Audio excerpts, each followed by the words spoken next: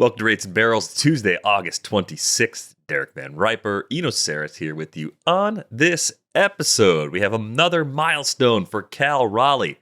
50 home runs. That is a record, of course, for a primary catcher. We'll dig into the implications of that, where he stands on the franchise's all-time list, where he stands among all-time switch hitters for home runs in a season. We have a new award that's starting up next year, Relief Pitcher of the Year, something I have actually wanted. And Andrew Baggerly, I think, advocated for it. That's going to be an official award starting next season. We'll talk about what writers might be thinking about when they vote on that in the future and who would be in line to potentially win that award in 2025. Speaking of the future, there was a draft last week. Rob DiPietro, Pull Hitter podcast host, had the Meatball Draft. We've talked about that, I think, each of the last few Augusts. It is one of the very first drafts that is played out, 50-round draft and hold. They drafted 11 rounds already, so we'll talk about some of the surprises as a thinly veiled version of the Checklist Volume 2, which Eno made great sound effects for last time. So looking a little bit toward the future in this episode, Eno, but not without looking back at Cal Raleigh's latest feat. He hits number 50 against the Padres on Monday night. I'm running out of words to describe him. I never thought this type of ceiling was something he was going to reach. Every time I assume he has plateaued, he comes out, has a big game like the multi-homer game on Sunday, pops another one on Monday.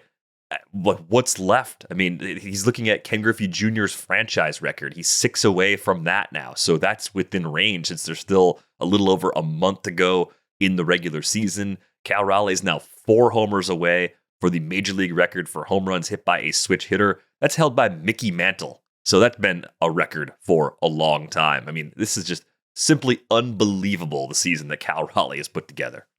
Yeah, I mean, to do it with all that squatting behind the plate and the prepping for the games that he has to do is just amazing. He had been slumping, and I had been worrying that they've been playing him too much in the second half. He has a 217 average with 12 homers. So that is, off of that pretty historic pace that he's set in the first half. But, you look at catchers in the past. Salvador Perez, 2021, was the 48 homers. Johnny Bench had 45 in 1970. The only person that he's not like 100 plate appearances short of is Roy Campanella in 1953, had 590 plate appearances and hit 41. Cal has 569 plate appearances so far. So, he's just an amazing catcher with all this power. It's so impressive. And he's going to put some space between them, him and Salvador Perez. He's got 100 plate appearances left to match Perez's plate appearance total that year in 2021. At this pace, he should hit another 10 homers and have a 60 home run season as a catcher. It's just amazing. And, this is at the same time he's doing this, he's catching one of the better pitching staffs in the big leagues. They've had their ups and downs, but they are a good middle of the field by pitching WAR. And he's just basically excelled at every part of the game. Yeah, I think the thing that makes it even more impressive is when you pull back and realize it's not just this surge this year. It kind of started up in the second half of last season. If you do 2024 and 2025 combined on a leaderboard and just look at the home run leaders, you have Ohtani with 99, Judge with 98, Cal Raleigh's got 84, and Kyle Schwarber is the only player above 80 with 83. The slash lines, the strikeout rates, so much of what Raleigh is doing is the same as Kyle Schwarber, but he's doing it as a catcher. That's the part that's just absolutely unreal. So I do think you're going to see some interesting conversations for AL MVP as a result of Judge missing a little time, Raleigh continuing to hit for a ton of power in the second half. This one might actually come down to the wire as a result of that Aaron Judge absence a few weeks ago. He's even got a shot at moving up the stolen base leaderboard for catchers. I mean, it's not the same thing because right now he's tied for 32nd. But you give him 4 more, and he's going to be in the top 20 seasons for catchers all time in stolen bases. He's got a shot at Jason Kendall and BJ Surhoff. So that's kind of a fun thing. That's wild because I don't look at Cal Raleigh and think of Jason Kendall and BJ Surhoff. I didn't. I was very surprised to see that number. Yeah. Jason Kendall and BJ Surhoff, by the way, in those seasons when they stole 18 bases, collectively hit 6 and 8 homers. Yeah, that sounds about right. That's about where I would have put that number if I had to guess. So enjoy it every night if you can, baseball fans, because we might not see a catcher do this ever again. It's really, really hard to reach that level at any position, even more difficult to do it when you're working behind the plate. The Reliever of the Year award coming in 2026, Eno. And I guess the general question I wanted to ask you is, what criteria do you think will be front of mind for voters for this award? We know what the voters care about has gradually changed over time for starting pitchers. How heavily will saves be a part of this? Will different types of relievers actually have a chance to rise up and be recognized for something like this? And I say it because Adrian Morejon leads relievers in WAR this season. I was going to ask it as a trivia question of our listeners, but sorry, yeah. I had it on the rundown just to bring it up. Yeah. I should have framed it differently. And second is Aroldis Chapman. So that's one in each league. There are your winners. No, I mean I think it'll be a little bit more nuanced than that, is particularly because. Maybe not everyone agrees that leverage has been correctly applied in WAR. To explain what I'm talking about, leverage is sort of the concept that, getting the last out of a game is worth more than getting the, 15th out of a game, especially if that game is close, so that certain situations are slightly more important than other situations. And so there is something in WAR, in wins above replacement, that gives relievers credit for that for pitching in those situations. But maybe you believe they don't give enough. Maybe you believe that it's harder to get saves than holds. And you might be right. Generally, the leverage index is higher in the ninth inning because you have fewer outs left in the game. But if you believe that saves are the number one thing, then your winners are Carlos Estevez and Robert Suarez. But I'm not giving the award to Carlos Estevez. I don't think it's saves. There's also win probability, which is just, how much win probability did you add for your team? There you have Josh Hader, outduking Andres Munoz and Aroldis Chapman for the AL, and you have Morejon and Edwin Diaz at the top of the NL. So there are some different ways to do it. In fact, one way that I would find a little bit compelling that I would throw in there is the very, very simplest of them all. I don't actually know if I would want to do strikeout rate or just raw strikeouts. But if you do raw strikeouts, it's a little bit compelling because it's a lot of, it's just innings and just how good you are at striking people out. It would be Brian Abreu and Jeremiah Estrada. Oh man, that Padres bullpen. The Padres bullpen producing guy after guy. But I would have, like, if you did it by strikeout rate, it would be a different number, but my computer is trying to update. So I don't have that right now. Amazingly, the way it works is every 3 to 5 minutes, your computer tells you have to update if you go past the deadline to update, and Eno has reached that threshold. Oh, Mason Miller and Aroldis Chapman are the strikeout rate leaders among qualified relievers. So, I mean, I think you're circling in on very possibly Aroldis Chapman winning the AL one. The NL one, I don't know exactly how that'll come down. I wouldn't be surprised if it was, I think that ERA, if you do ERA among qualified relievers, it's Aroldis Chapman number 1, Andres Munoz number 2, Brian Abreu 3, and the top. I just created another leaderboard with a different Padres reliever at the top. Jason Adam has the lowest ERA among qualified relievers in the National League. But I wouldn't be surprised if it was Edwin Diaz. Edwin Diaz has been basically right there with every number I've said. So Edwin Diaz and Aroldis Chapman, if you made me handicap that race right now. Yeah, I get the feeling they would do very well based on that combination of metrics you threw out there. And I think even in the less nerdy ones, they pop enough to do pretty well. So I think they'd be the favorites as the calendar approaches the start of September. I think we talked about shutdowns and meltdowns last season with Trevor May. I think that's an interesting way to look at it. Like, how good are you at just shutting games down, and how often do you blow up? All the guys you mentioned are good in the shutdown category and haven't been bad in the meltdown category. Munoz is number one in shutdowns. So, yeah, he keeps floating to the top too. So I guess Munoz against Chapman will be pretty interesting. Might still be up in the air. Every way you sort it, though, like you said, there's like 3 Padres in the first 6 to 8 on every single reliever category right now. And that made me think, let's give out more trophies. Let's have like a team reliever, like a bullpen group award.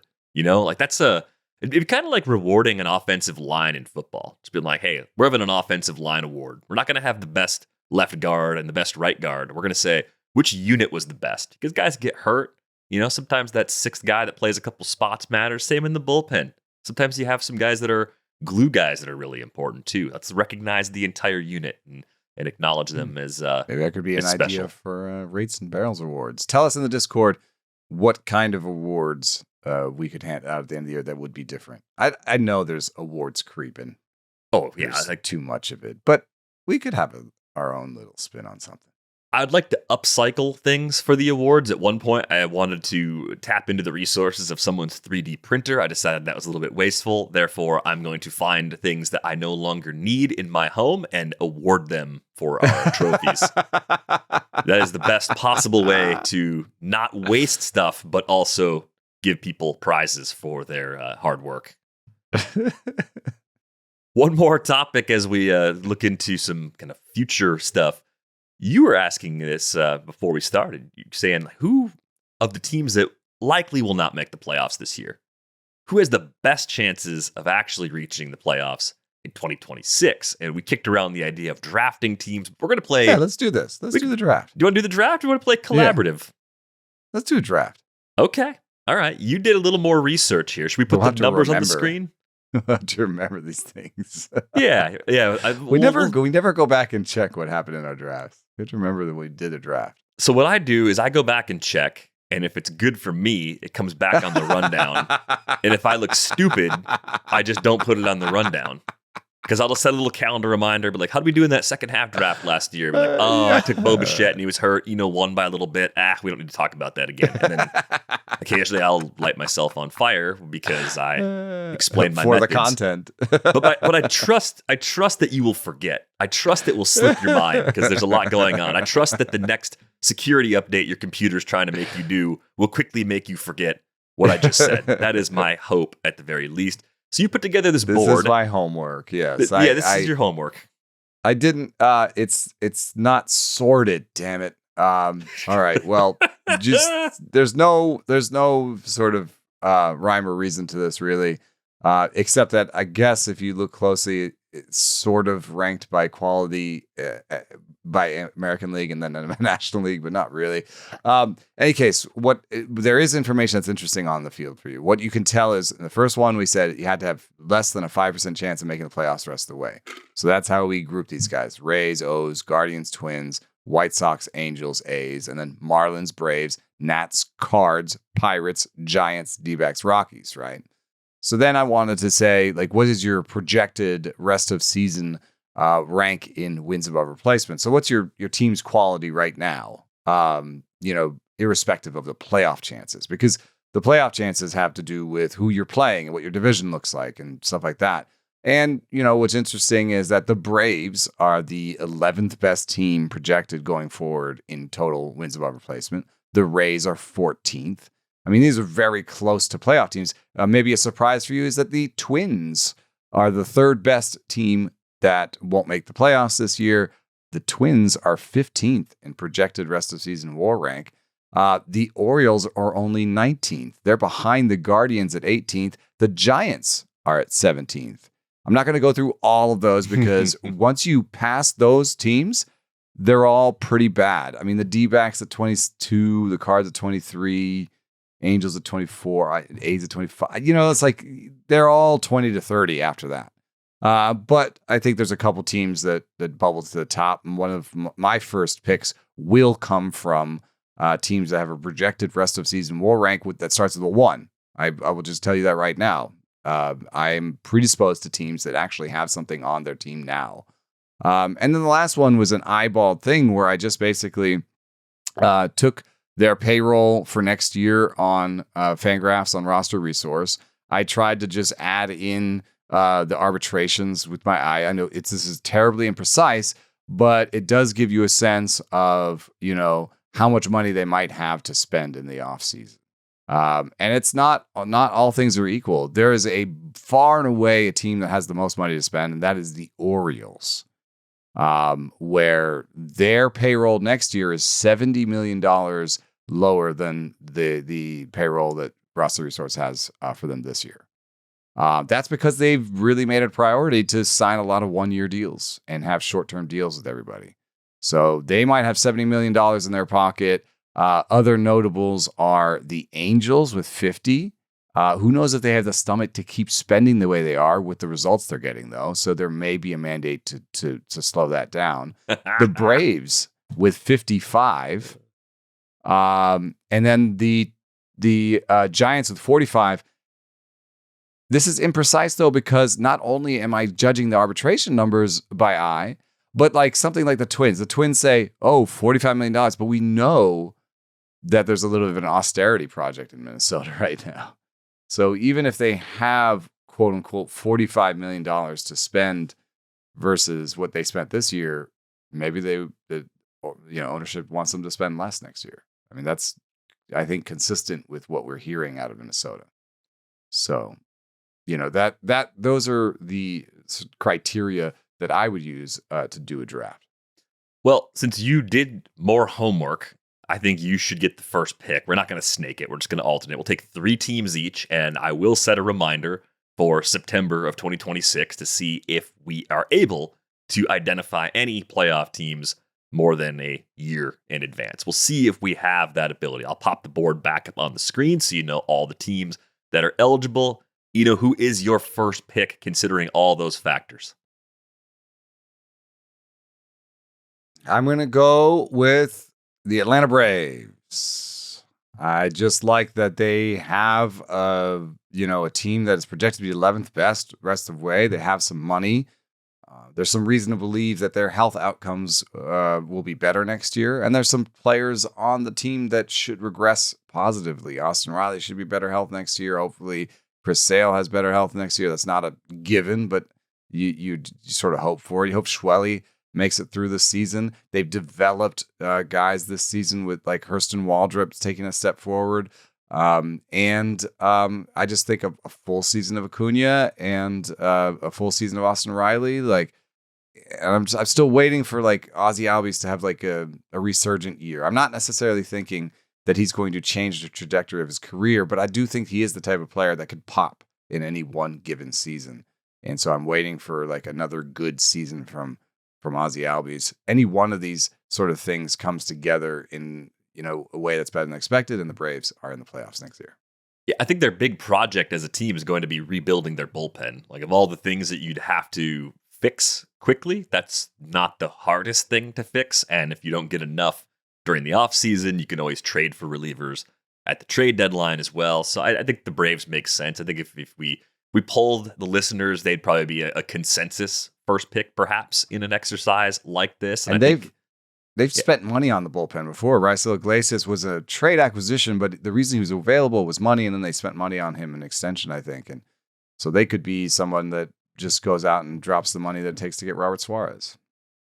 That's interesting. Yeah, I mean, the assumption is Suarez has 2 years left on his deal. He's probably going to opt out because he turned 35 in March. It's going to be his last really good chance at another multi-year contract. And I think once that happens, then he's probably a year-to-year guy after that. But should be plenty of interest in Suarez. Something like $9.2 million on the deal right now per year. So he could probably beat that pretty easily on the open market, or at least add a year or two at similar terms if that's what he's looking for. I do feel like after you take Atlanta off the board, it flattens out right away. Like there's sort of like the clear like 1A, and then there's a bunch of 1Bs that are in this group. And some of it's like figuring out intent. You know, like you could talk yourself into the Giants and say they're 1 foot in already. They do not want to continue embarrassing themselves. They'll be aggressive in free agency. Could they spend even more than the 45 I had them down for? You know, could they add to that? I mean, they could push past previous levels too. Yeah, the Orioles might have pressure in the front office. They might feel like, okay, we really got to get the results that we wanted. We got to get back to the postseason and make some noise. We have this money coming off the books. We have new ownership from over a year ago now. Let's actually push some chips in and be really aggressive. The Guardians are the Guardians. I think the Twins have a young core coming up. The Rays, man, they have the toughest path because if we buy the Blue Jays improvement and we look at the Red Sox as a team that's adding and piling on, the Yankees still being the Yankees, like it's the usual AL East grinder. And yet when I see them 14th in projected WAR, I think about the promotion to Carson Williams, the season Junior Caminero has had. I think about the Rays getting back into the Trop and getting out of the Little League Stadium, as you called it, out of Steinbrenner Field. You know, I think all things point to them being typical Rays again next year. And if I've learned anything over the years, it's do not pick against the Rays. So after all of that rambling, I am going to follow the numbers because I think they're just as close as anybody else. I also think Ha-Seong Kim, a healthy Ha-Seong Kim on that infield will make a big difference next year too. I like him a lot as a second baseman defensively. They may go from a team that, you know, had to play Taylor Walls to be plus defensively at short to a team that's really good at both middle infield spots. We know they're going to be active, so I will quietly take the Rays in their expected return to the Trop in 2026. Yes, that I believe that's chalk, but you did maybe set up your next pick. Who are you going with if we're snaking around, who are you going with your second pick? I'll go back. I'll leave another one. I'm not going to snake it. You can take another one.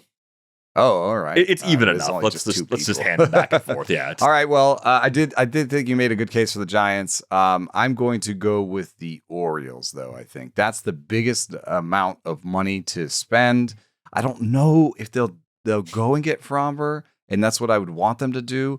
But even if they did this approach where they've got 3 or 4, short-term veterans, you'd have to think that they could work out better than the 3 or 4 short-term veterans they got this year. And even if they worked out just as well, they could have better health on the hitting side. Colton Cowser was hurt. Adley Rutschman, there were a lot of injuries that kind of kept them from being as good as they can be offensively. So basically, I'm buying the offense. I think this will be one of the best offenses in baseball next year.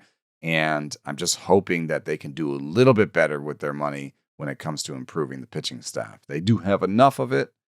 So I'm going with the Orioles at my number 3 pick. I also wanted to point out that if there's any team that's going to make the playoffs that will regress this offseason, I think it could be the Blue Jays. As much as I like them, there are a fair amount of standout seasons, especially something like a George Springer season. You would expect George Springer to be worse next year, and you'd expect most of that pitching staff, the rotation in particular, to be worse next year. And that's a combo where I could see them regressing as a team. Yeah, I think that's a good call. I mean, I think there's going to be skepticism around the Jays. There's probably going to be skepticism as there is every year around the Brewers sustaining the level that they're at. There's a couple of those teams that you're naturally going to try and kind of pull back toward the pack as maybe near playoff teams, but not playoff teams next year. And I think that's sort of what you have to do to figure out who's actually moving up. Someone has to come down if you're going to move somebody up. And I think we both have a little bit of that with the Jays probably regressing since we each have a team in the AL East already within these first 3 picks. I want to take a team in the AL Central real bad, and it just seems open, right? It just seems open, and I'm split. I'm split between the Twins and the Guardians. Like I really am, because as much as I look at that Twins team and expect them to be very frugal with their finances, I think they do a lot of things pretty well as an organization, and they have that infusion of young talent. We've seen Keishel already. Walker Jenkins just got bumped up to AAA. Emmanuel Rodriguez is going to be part of the mix too. Buxton had a good, healthy season this year. I know you can't always rely on that. That's a little bit more in the Springer bucket, even though he's not as old as Springer, where you say, okay, given the past, we don't quite expect this volume from Buxton, but there's still a lot of good pieces on this Twins roster. So I'm tempted to say, if they're not going to trade Pablo Lopez, if they're going to keep the core that they have post-deadline together and try to supplement that effectively, it's a division where there's just a lot more opportunity. I don't know what to make of Mick Abel and Taj Bradley exactly, but I can talk myself into this roster in that division still being good enough to hang around, and I don't think they're just going to go into this multi-year rebuild. We like Joe Ryan, we like Zebby Matthews. Bailey Ober looks a little better post-IL stint. I think that means a lot for them next year as well, so I am going to risk getting burned again by the Twins and make them my second pick. I think they're just in a slightly better spot than Cleveland, even though, man, Cleveland's not bad either. Like, when you look at Cleveland, it's just like you the same problems every single year. And I don't know how they're going to snap out of that. Chase DeLauder, probably healthy next year. But Tanner Bybee's taken a step back. We've talked about Gavin Williams a ton on this show. Messick's, to me, more of like a mid-rotation at best, probably back-end guy, even though I like him. Slate Ciccone looks hittable. The bullpen, it's still good, but it's not as good as it was a year ago. I don't know, man. I just can't find those big pieces the way I can with the Twins. So that's the difference for me. I think the Twins have more impact about to arrive in the big leagues, and I think that's the difference between those two teams. Yeah, it is weird because that's definitively not a payroll argument you made, but between those teams, you're not going to make a payroll argument. Cleveland's not going to spend either. So, I mean, that's the key. If I'm looking at them versus each other for that spot, like, is Cleveland going to aggressively go address needs? Probably not. Right. I'm going to make a payroll argument for my next pick. I'm going to take the Giants. And not only is it just this sort of $45 million that I have listed there that could very possibly be wrong. I'm not like their CFO. I don't really know what the situation is there. But I just think that it's interesting that all they're going to lose off of this team next year is Wilmer Flores and Justin Verlander. Now, Justin Verlander just represents the thing they do every year in San Francisco, which is like give, $15 million, $20 million to a veteran starter and usually get good seasons. So I think if they re-rack that money, for the same purpose with a different pitcher, they'll have a better outcome. I think if it was just Justin Verlander was like pretty far along in his career, they'll get someone that's a little bit younger and needs to bounce back. What does that leave them with? That leaves them with pretty much the same team they've had, plus maybe like $30 million to go and get a player. Like, they don't really have that many needs that are specific. The need is impact offense. So could they get in on the Pete Alonso thing? That'd be a little bit weird with Devers there, but it wouldn't be crazy for a team like the Giants to be like, we need to fit offense in. We're going to have to overpay to get somebody in here. Alonso's been used to hitting in a pitcher's park. He might think that it doesn't matter. San Francisco doesn't matter, and he might not care if the number is big enough, right? Another name that comes to mind might be Bo Bichette to play second base for them. I know it's an awkward fit. He's not going to be a shortstop, and maybe Adames has to come off the position at some point. But in San Francisco, I think you say, damn the torpedoes. We'll worry about that stuff later, right? And you sign Bo Bichette because he's going to keep the line moving. Maybe you did too much. You had too much emphasis on slug. Maybe you need to emphasize a little bit contact, keeping the line moving, keeping that offense scoring. So I'm going to take the Giants, and I don't know who their reclamation project will be, but it's Bo Bichette and maybe Bo Bichette and Shane Bieber or something.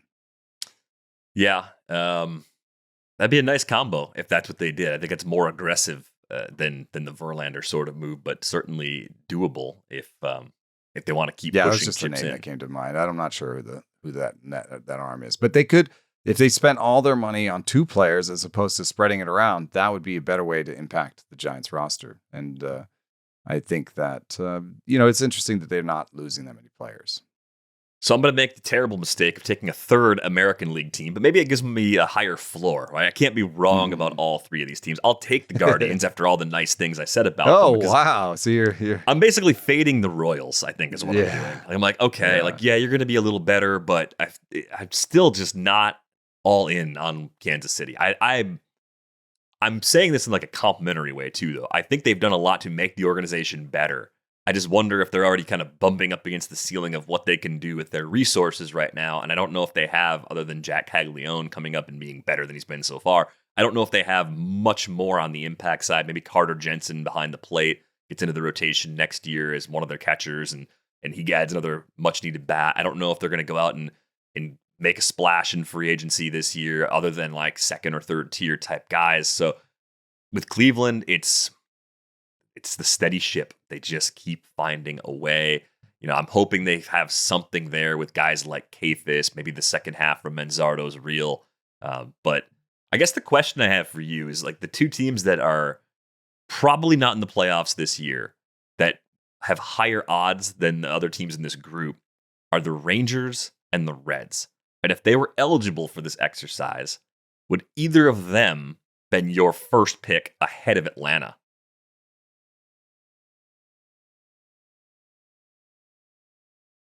I don't think so, actually. No. Would they have made the cut ahead of the Giants as your last pick? Yes. Okay, so kind of in between Baltimore and San Francisco for you, they'd fit into that cluster? Yeah.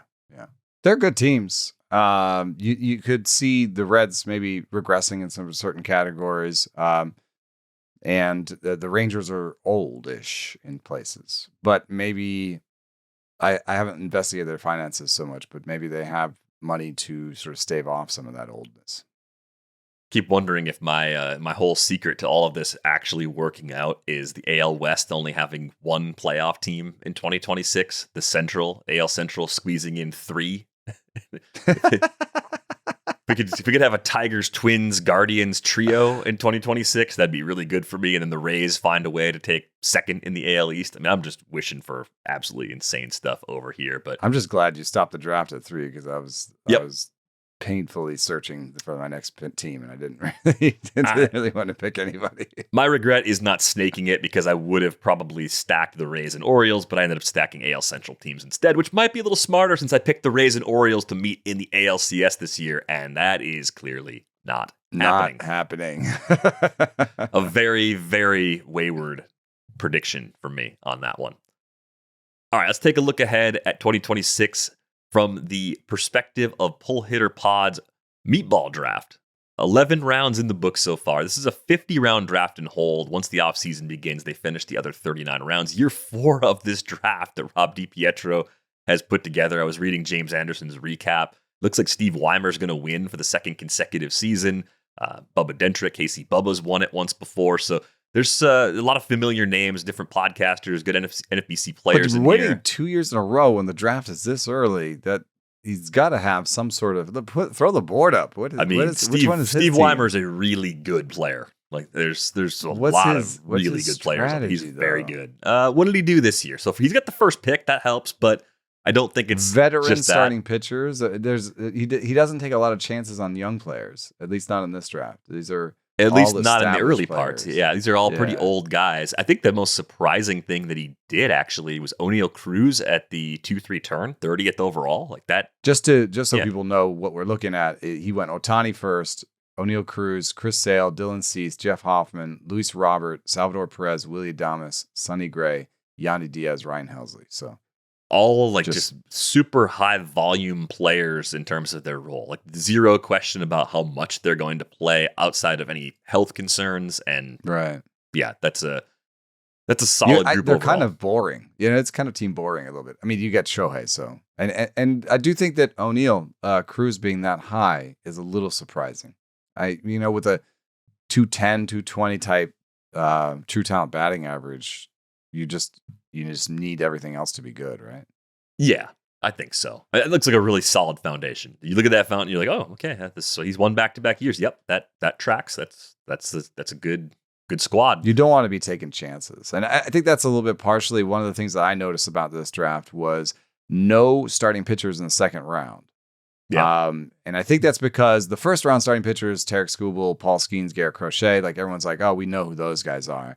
Once you leave the top 3 behind, it gets more questionable. And so then you'd rather have a high volume hitter when you don't have the benefit of the rest of this season and the off season to get more information about injury.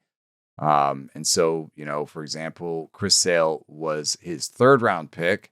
I think of the guys, the starting pitchers who went in the 3rd round that I think will float up into the 2nd round as we go forward, Hunter Brown sticks out. Maybe Logan Gilbert. And I think the wild cards are Christopher Sanchez and Jacob deGrom.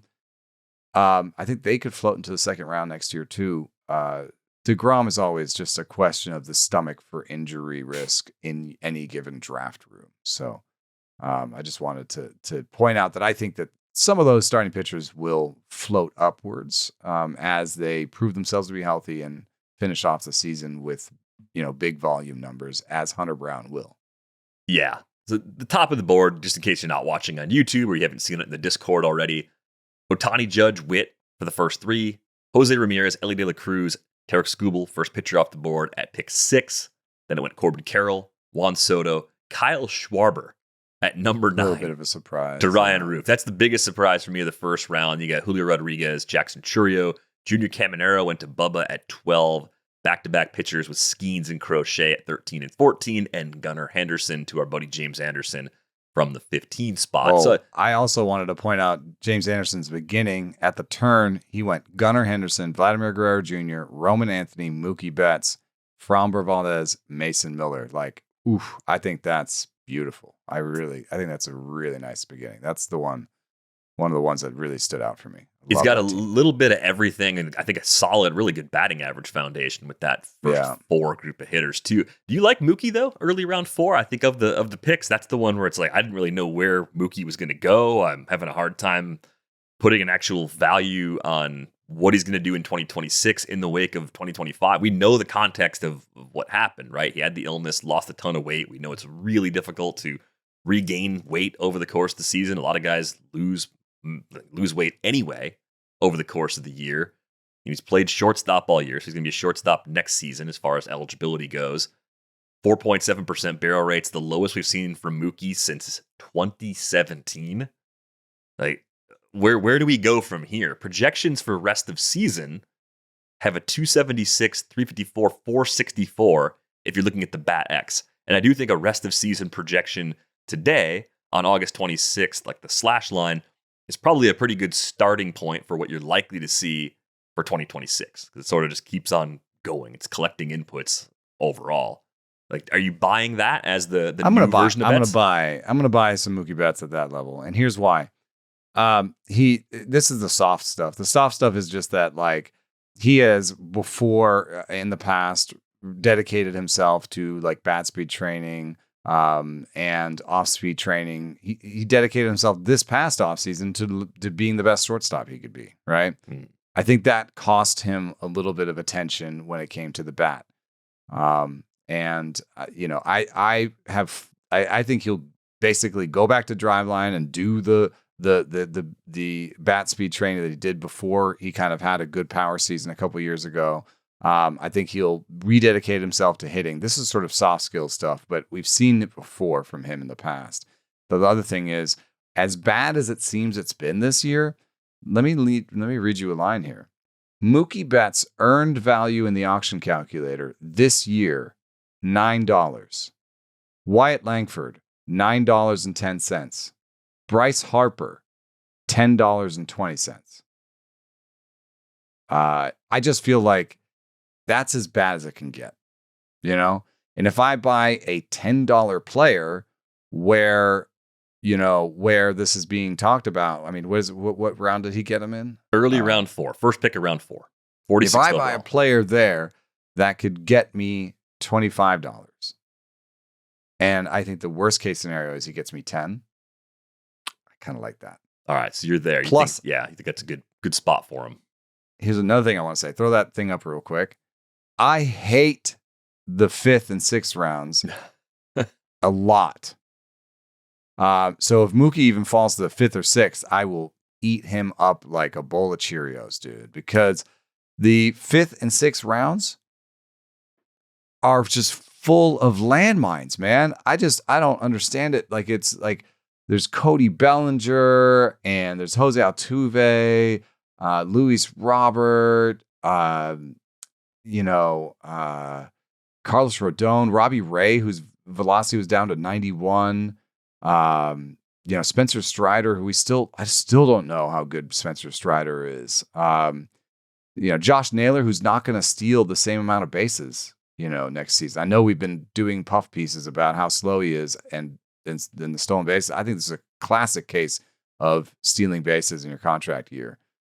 So in the 5th and 6th rounds, the names that I liked that popped out also that's another way of saying it is like, who would I like to pick in this rounds? And it was a short list. Austin Riley, maybe? Yeah. I think there's a good price on Riley right there. Matt Olson's fine there too. It's similar thinking to Mookie, where it's like the bad case is pretty good. So who's team there. 6? Mager? Who's that? Yeah, Mike Mager, great player. Actually, I think he's winning the auction championship in 2025 right now. I really liked his 5-6 actually, which is funny because I hate those 2 rounds. He went Olson Langford, so that's I really like that. Riley's a good pick in there. Trevor McGill going to Bubba in the 6th round after a lot of other closers had gone. I didn't understand that one so much. I like him. He went Zach Wheeler, Trevor McGill. So I know the timing. They started this draft, I think, a little over a week ago now. I think it wrapped sometime in the last week. But before that Wheeler news came out, that's brutal. But I don't know, man. Some of the 5th, like Augustine Ramirez went in the 5th round. Is that right? Like, is he like they pushed Shea Langoliers and Augustine Ramirez ahead of Will Smith? I didn't know if I haven't delved into the numbers all the way, but that seemed like they were pushing those guys maybe harder than they needed to be. Langoliers has had a great season. I mean, the A's have had a few hitters go off. We had a question about Tyler Soderstrom. Like, are you buying into what Soderstrom's done this year? Because I am. Like, I think this is the next sort of progression off of what he was showing us in 2024. Hard hit rate at 50% through 530 plate appearances. We love the park for what it does for offense. I mean, I don't think Tyler Soderstrom's a good defender anywhere. So that's like the one leak for playing time. I think he's a good hitter. How much does it have to do with the park? And if you are the A's this offseason and you have any wherewithal to do so, would you change the park the park situation? Like, would you move the fences out? I would strongly consider it, especially with all the young pitchers coming up. Yeah.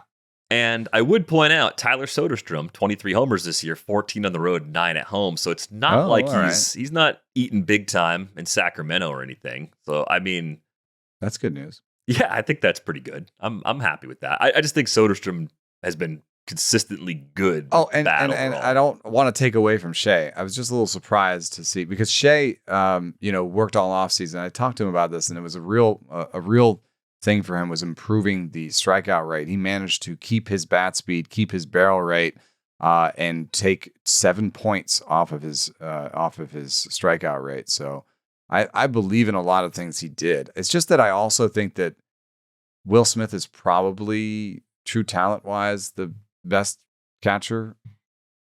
I'm a sucker for the Will Smith round 6 pick every single year. Like when he's the 4th or 5th catcher, and there's a chance he could be catcher 1 in a year where Raleigh doesn't hit 50 homers. Because the gap, like after Raleigh, Hunter Goodman, Shea Langoliers, Wilson Contreras, and then William Contreras round out the top 5 by player rater numbers so far. Will Smith tied with William Contreras, so basically 5 catchers there with 6 names. But then there's another dip before you get to Sal Perez, and Augustine Ramirez is 8th in the player rater right now at catcher. Like I think he's a good player. I just don't think he's a guy I want in the top 75. And I don't know, man. Like I think part of it, the thing you probably learned about me in the last few years is I don't like taking players with sub 300 OBPs as foundational bats. And I was just looking at Shea Langoliers. It's like, as good as he's been, it's a 308 OBP. Right. And Ramirez is similar too, where it's like, as good as Ramirez has been, he projects to like a 105 WRC plus. And you're like, that goes where I take a catch. That's not a catcher I'm excited to take. It's a catcher I take because I have to have two catchers. Will Smith, I'm a little bit more excited about. Ben Rice went behind both those guys. And I think Ben Rice is a better true talent hitter. Ben Rice does the things that we like hitters to do. Yeah, he really does. He's rates and barrels catnip right there. Yeah, he really is, and maybe that's a bit of a blind spot for us. But I mean, Hunter Goodman, there's a little bit of skepticism there. He fell to the 8th round. I think that's fine. I like Drake Baldwin in the 9th. Not to turn this into a whole conversation about catchers, but I guess part of it's that I think the catching pool is really solid right now too. So I don't think I'm as compelled. You could wait a little bit. To push. Yeah. Kirk has been great as a number 2 catcher. If you take him as your number 1, then you might want to take your number 2 pretty quickly after. But Team 11 just waited on all the catchers and took Alejandro Kirk in the 9th, and I don't hate that either. So yeah. As far as some interesting discounts go, I know we gotta cut it a little short. We got some meetings and things to get to, but Ozzie Albies is now a would you rather MI toss up with Geraldo Perdomo in the pick 155 range. Like that's the first That's where I'm anyway. taking Ozzie Albies again. Like I haven't taken him in a while. I really haven't taken him in a while. Like it's been, because he was like a 2nd round pick and then he was like a 4th round pick. Like what round did you say? 9th? 11th. 11th? I'm taking Ozzie Albies in the 11th. I mean, it's only one draft, so who knows? Like maybe this will be an outlier. And then the other one I think is just a really tough call because of the context. You think back more than a week ago, Yordan Alvarez at 54. No, I like that. That might be a one-time only. That might have been this draft happened at the exact right time where if he comes back and hits like 8 more homers, then hits 300 the rest of the year. Then he's back inside the top 20, if not a little higher. You think all the way? I don't know. I think there'll still be a little bit of an injury discount. Yeah, I'm happy to take the injury discount, I think, on Yordan Alvarez. So we'll remember that one too. Brian will have the sound bite ready when that one doesn't pan out next year. So looking forward to that. But I'm sure we'll look back at this board a few more times in the next couple of weeks. If you look at it in the Discord and you got some questions about particular players, send those on our mailbag channel. We'll talk about that as we kind of keep an eye on the future and keep an eye on what's happening down the stretch in this season too. Still want to win or at least cash in our leagues for this year. We'll try to do our best to make that happen over the final month and change. You can join our Discord with the link in the show description. You can find Eno on Blue Sky, enoceres.bscott@social. I am dvr.bscott@social. Thanks to our producer, Brian Smith, for putting this episode together. That's going to do it for this episode of Rates and Barrels. We're back with you on Wednesday. Thanks for listening.